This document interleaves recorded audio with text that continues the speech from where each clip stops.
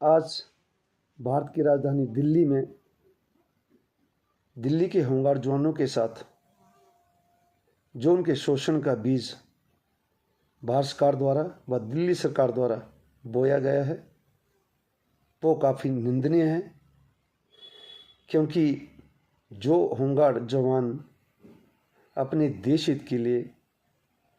अपने राष्ट्र हित के लिए कानून व्यवस्था से संबंधित या त्रासदियों से संबंधित या चुनावों से संबंधित या अंतर्राष्ट्रीय मेलों से संबंधित या विकट से विकट परिस्थितियों को लेकर, यहाँ तक कि देश में हुए युद्धों को लेकर जो संगठन अपने राष्ट्र हित के लिए अपने निस्वार्थ भाव से अपनी सेवाएं प्रदान करता रहा और यहाँ तक कि अपनी कुर्बानियां व शहादतें तक देने वाला संगठन होमगार्ड का जवान आज भारत की राजधानी दिल्ली में किस तरह से शोषित किया जा रहा है, जिसे आज मजबूर किया गया है सड़कों पर उतरने के लिए। ये पूरे देश के होमगार्ड जवानों के लिए एक हताशा की बात है, जिससे पूरे देश का होमगार्ड जवान हताश हुआ है।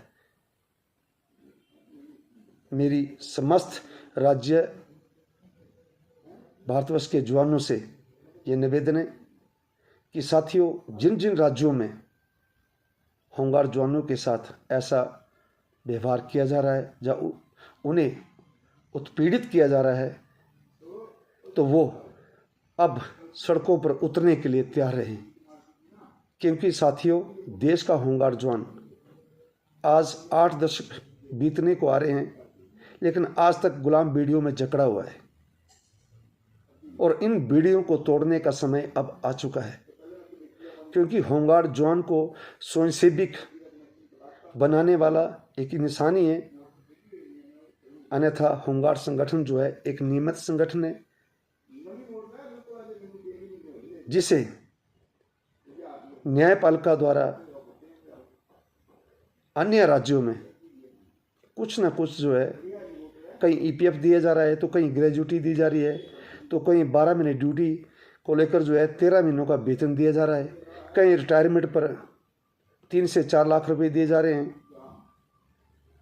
तो इस स्तर पर जो है कहीं डीए दिया जा रहा है, कहीं बेसिक दी जा रही है, कहीं टीए दिया जा रहा है। अगर इनको सभी को मिला दिया जाए तो होमगार्ड जवान जो है वो निमित्त है, क्योंकि होमगार्ड संगठन पूरे भारतवर्ष का एक संगठन है जिसने अपने राष्ट्र हित के लिए बड़े से बड़े ऐतिहासिक कार्य जो है अपने राष्ट्र हित के लिए किए हैं, लेकिन आज देश की सरकारें उनका शोषण करने पर तुली हुई है, जिसे अब सहन नहीं किया जाएगा। अगर साथियों, एक नियमित पुलिस कर्मचारी वर्दी में अपना धरना प्रदर्शन दे सकता है, तो देश का होमगार्ड जवान क्यों नहीं अपने हक के लिए आगे आ रहा। क्योंकि साथियों, जिस तरह से आज हमारा दिल्ली का जवान सड़कों पर उतरने के लिए मजबूर किया गया है, इसी तर्ज पर हम सबको सड़कों पर उतरने के लिए हर पल तैयार रहना पड़ेगा। जिस तरह से हम लोगों को जो 22 को मीटिंग की गई थी 2022 में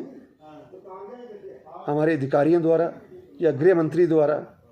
उसमें भी हमारे शोषण का बीज बोया गया है, जिसको लेकर 11/3/2015 को जो न्यायपालिका द्वारा, सर्वोच्च न्यायालय द्वारा हमारे हित के लिए फैसला दिया गया था, उसके लिए भी इन्होंने रिव्यू के लिए सर्वोच्च न्यायालय में लगा दिया गया है। इसलिए हम लोगों को अब खड़े होने की ज़रूरत है। मैं समस्त भारतवर्ष के राज्यों से ये निवेदन करता हूँ कि साथियों, मजबूती से अब अपना पक्ष रखने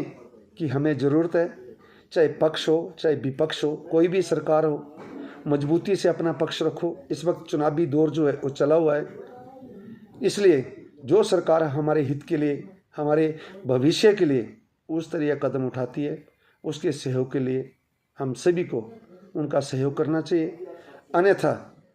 हम सबको जो है अब खुलकर सड़कों पर उतरने की ज़रूरत है, क्योंकि पिछले